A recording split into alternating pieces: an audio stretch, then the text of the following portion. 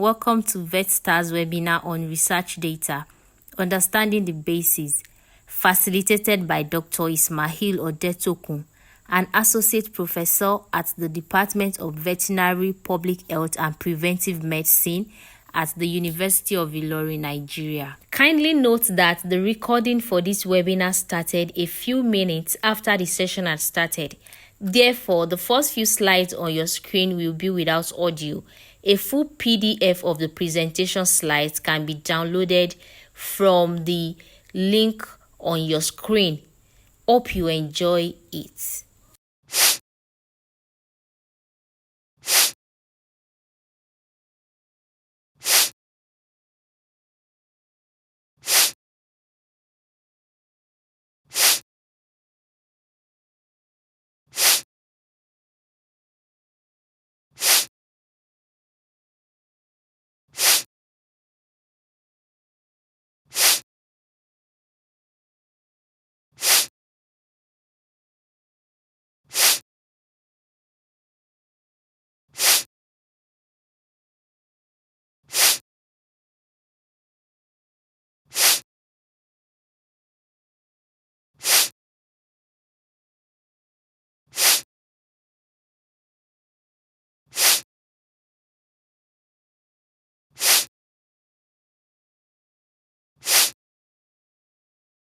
Forms that is free and everybody can use that.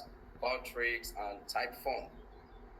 Interviews involve direct interaction between the interviewer and the interviewee to gather qualitative data, and it could be structured, that is, there is a laid down format that you must follow. Semi-structured, you have a format and you can that can be modified, or unstructured, it is just the way it comes. So, and there are several tools that you can use to gather collect data for interviews. For instance, you can use audio tools. There are a lot of them out there that can use to make recordings. You can use Zoom. You can even use this platform that we are currently using. You can use Skype, and you can use a lot of specialized interview management platforms that can use to conduct interviews online. Then for observations involve systematically watching and recording behaviors, events, or phenomena. In fact, this is a very important data collection tool for ethnographic studies, where you just go to your study area, you stay there, and you just be observing. While you're observing, you'll be taking note of what you see. You can use pen and papers, you can take snapshots using cameras, you can take recordings with your recording devices. Then also in experiment involves manipulating variables under controlled conditions to observe their effects on your outcome of interest. Depending on the type of experiments you are conducting, there are several equipment that have been developed, that have been introduced to make us gather information, data regarding our experiments. So it depends on what you are working on, and that will depend on the tool that you can use. Some people use spectrophotometer, some people use genomic data, microscope, and several of the tools are available. Just define what you want to do and just know what equipment, and you will know the right to collect your experimental data. Then for focus group the discussion, which involves facilitated group discussions with a small number of participants to gather insights and opinions on a specific topic. This is very useful in participatory epidemiology. It is very useful in qualitative research. So there are a lot of tools that you can use. You can use audio and video recording equipment during the process. You can use learning group facilitation guide, and you can also use transcription softwares that you can use to analyze some of the information that you get. In fact, today there are a lot of softwares that can be used to analyze, the information collected from focus group discussion. A very good one is the NVivo software. Now, diaries and logs. This involve facilitated group discussion. Oh, sorry. That diaries and log has to do with more of personal information about people. Some people have diaries. They take note of their personal information. If it is a business enterprise, you can make use of business diaries and all that. You use these to collect information that is relevant to your objective. Also, there are several apps that can be used in this regard too. Then there's what we call the social media monitoring. Social media platforms provide a wealth of data that can be collected and analyzed for research purpose. In fact, this is one of the in thing now in research. Some there's a grant currently out there. It is called the Trinity Challenge grant on AMR, on antimicrobial resistance. They are interested in citizen driven data to control AMR. They said they are fed up with a lot of research in the lab, a lot of genomic information and all that. Now they are interested in what effort the citizen, what data can be generated from the citizen to to control antimicrobial resistance. So, and that's where research is going in these days. In fact, I'm involved with some collaborators. We are developing a proposal to use some of these social listening platforms, social media listening platforms, and analyze data from the citizen. We can use some of these tools to collect the data of our interest.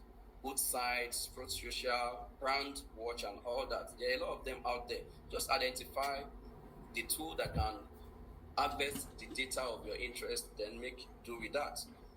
Then sensor data collection. There are several sensors that have been developed to collect a lot of data, such as for temperature, for humidity, for motion, physiological signals, and all that. So we make do, especially those of us in veterinary practice.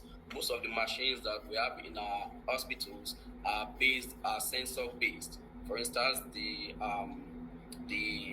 electrocardiogram, the ECG machine, we always make use of the EDAN 1010 and all that we have in our hospitals. They are based on sensors. There are some chemical sensors. There are Internet of Things sensors connectivity that we can use to generate, collect data from the internet, measure a lot of information. So there are a lot of sensors, data tools that are available there that can be used to collect information. Also, geospatial data collection. As epidemiologists, as researchers, it is important for us to know how to use some of these tools in our research and to collect specially referenced data, GPS coordinates, GIS data. And there are three main types of data softwares or devices that can be used to collect geospatial data. The first is GPS devices. You can see this one in yellow is very popular. Some of us have been using the Atrex device that we used to measure, take the GPS geo coordinates of locations. At the end of the day, we'll plot them into maps. Even our phones too can serve some of these functions. So the tracker on our vehicles, they can also be used to collect geospatial data. So, and there are GIS softwares that can be used to generate maps. For instance, ArcGIS, very popular, developed by Esri, the QGIS, the Map Info. They are all there that can be used to harvest information about GPS coordinates. Also for remote sensing technologies, such as the Land Mapper. It's a tool that can be used to harvest information from the Earth's surface without any physical contact, and that's what they do under remote sensing. So we can gather a lot of information using these tools also. Now, what are the usefulness of good knowledge of data in research? Having understood what data is, having understood the type of data collection methods, I think it will be good we look at this topic to see what are the usefulness of having good knowledge of data in research. Number one, anybody that has a good knowledge of data in research will know how to analyze data effectively. And you agree with me that data analysis is an integral part of our research, whether qualitative, whether quantitative research, or even mixed method. You have to do analysis. And if you analyze the data as the way it should, you will be making the right decisions. Accurate, reliable information you passed to will be relayed, which can be used to make informed decisions. So it has to do with data interpretation too. So if you have good knowledge of data analysis, this will be able to interpret data the way it should. You can do hypothesis testing, you can perform a lot of tests. We'll see some of this later. We can guarantee reproducibility and transparency in research, such that if I can analyze my data correctly, anybody anywhere in the world can take up my published work and can repeat, my analysis, and it's going to get almost the same thing as mine. Then data-driven decision making. So it will influence our decision making, and also it is useful for quality assurance. Now, data in biostatistics. Let me quickly explain what biostatistics is. It is a scientific method of collecting, organizing, presenting, summarizing, analyzing, and interpreting medical and research data. You can see that I presented some words in red and some in blue. Those in red are actually a part of biostats, while the other, analyzing and interpreting, represents another part of biostatistics. What do I mean? Biostatistics is divided into two major parts. We have descriptive statistics and inferential statistics. Under in descriptive statistics, we are concerned about, how data is collected. We have discussed that. How is data organized to make meaning? How is data presented? And now, how are data summarized? Under inferential statistics, we want to make inference from the sample we have collected about a population. And what do we do there? We analyze the data, we interpret the data. So in descriptive statistics, these are the tools that we make use of: frequency tables, diagrams, charts or graphs, then summary statistics or indices. So if you have a good knowledge of data, of research data, you would know what frequency table you can use, what type of frequency table you can use to describe qualitative variables or quantitative variables. And you will know when to use percentage, frequency distribution, relative frequencies, or cumulative frequencies. For charts and graphs, the way you describe qualitative data is different from the way you describe quantitative data. If you have a qualitative data and you want to describe it, want to show it on a chart or graph, if you are presenting it in an histogram, you are wrong. So you must know that these are the charts that are, that can be used to describe qualitative data. Just pie chart and bar chart. Anything else apart from this, we are not presenting it the right way. So a good knowledge of research data will make you understand how and well you should present your data in charts or graphs. Then for quantitative data, they are mostly presented as histogram, frequency polygon, stem and leaf plot, box plot, and scatter diagram. Now for summary statistics, we all know this. They are divided into measures of central tendency and measures of spread or dispersion. So under measures of location or central tendency, we have the arithmetic mean, median, mode, geometric mean, and so on.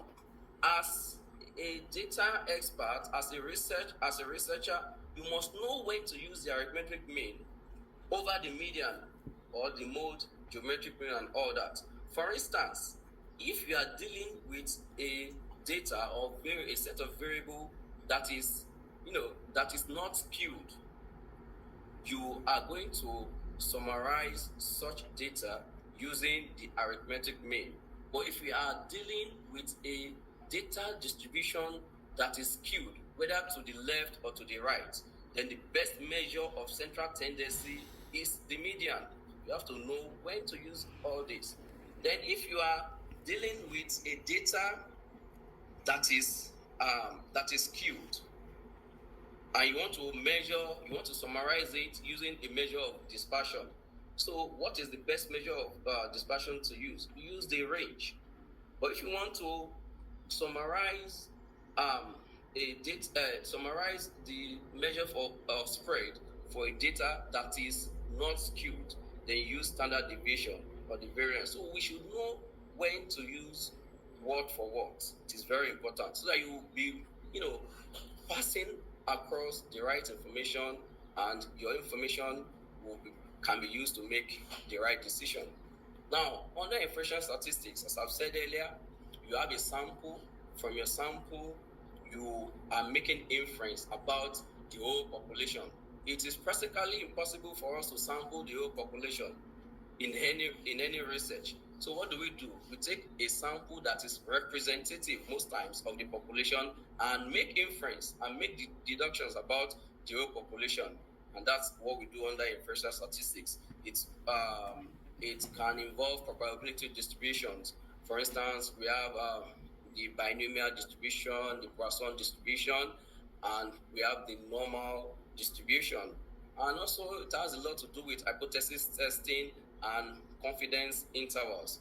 Confidence intervals is like a form of probability where you are saying that when you take a particular test severally, it will fall within a certain range at a particular confidence level. Most times in our research, we mentioned 95% confidence interval and all that. So maybe you are 95% sure that if you take your test repeatedly, the main value you are going to get will fall within a particular range. Now, for hypothesis testing, it is very useful in most experimental studies. There are a lot of tests that we can do depending on how your data, the distribution of your data. So they can be parametric tests and they can be non-parametric tests. For instance, examples of the parametric test, we all know this. You must have been hearing student t-test, one sample t-test, two sample t-test for independent and dependent variables, correlation regression, one-way ANOVA, one-way blocked ANOVA, or the two-way ANOVA. And you should know when to use the non-parametric test too.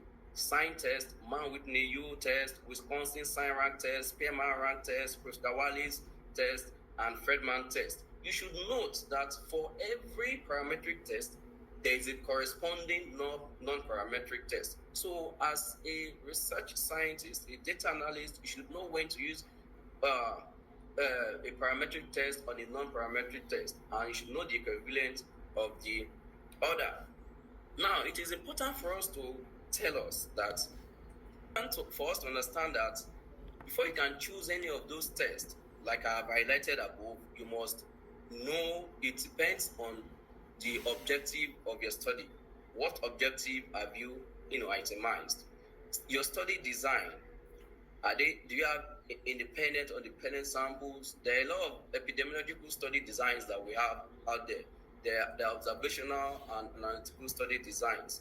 Are you doing a core study? Are you doing a cross-sectional survey? Are you doing a case controls survey? Is it an experiment? You should understand your study design because it will affect the choice of your test statistic. Then your variable. We are going back to the basics. Is it quantitative? Is it qualitative?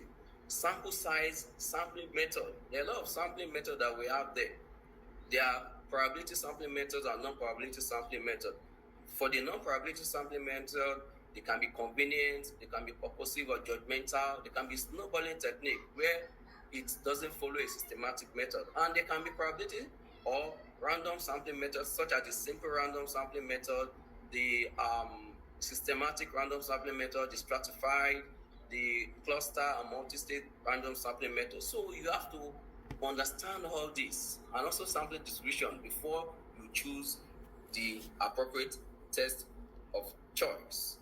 Then I have a tip here. If you have samples, more than one samples, if you have two or more samples, and you want to see what test you can use to analyze those samples. For instance, if you are considering relationship between two quantitative variables, you can do a correlation analysis. You want to see the strength of relationship between those two quantitative variables. You can do linear regression analysis where you can predict one variable from the other.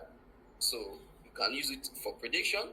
If you have two qualitative variables, the best test, the appropriate test is a chi-square test. If you have a 2 by 2 table, then you can use, or one of your variables is less than 5, you can use the Fisher's exact test. And if you have one, if you want to look at the relationship between one qualitative or one quantitative variable, so you can look at the main difference between the two groups. You can, if you have just two groups, then you are to run the t-test.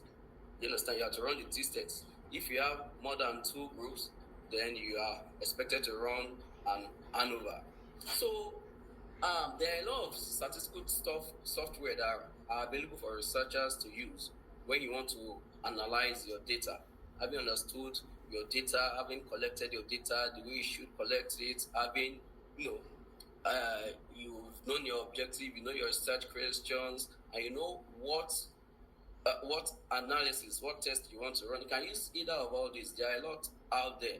I would advise us as researchers, as upcoming researchers, we should learn at least two of these. IBM SPSS, that's the most popular, the statistical package for social sciences. It can do a lot of analysis. You can use SAS, you can use Minitab. For those that in the basic sciences, they do a lot of experiments. You should learn how to make use of the graph prism there. Then Excel, it will be unjust for me not to mention Excel. Most of us, the first thing we are exposed to is Excel, and there are some basic statistics that Excel can do for us. In fact, if you can add some add-ons to your Excel sheet, they can even perform inferential statistics. There's GMP, and there are some statistical software that needs that you know how to use codes to write codes to analyze your data. Some examples include Stata. R language is very popular. In fact, that's the in thing today. In fact, it has gone to the level where people use R language to interpret genomic data. So as infectious disease scientists, as epidemiologists, I will always encourage us, upcoming scientists, to learn how to make use of R. For those in the engineering, MATLAB is good. They use it for a lot of multivariate analysis, regression analysis, prediction modeling, and all that. So I think at this point I will stop. While I appreciate the organizers for inviting me to give this talk. Thank you very much.